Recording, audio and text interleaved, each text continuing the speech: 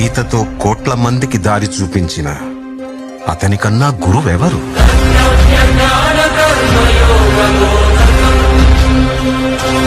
రక్షణ కోసం సముద్రం మధ్యలో ద్వారకా నగరాన్ని కట్టిన అతనికన్నా గొప్ప ఆర్కిటెక్ట్ ఎవరు?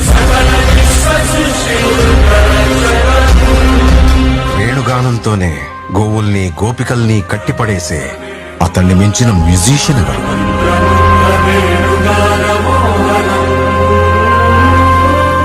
ధర్మం కోసం యుద్ధం చేయమని చెప్పిన అతన్ని మించిన వీరుడెవరు?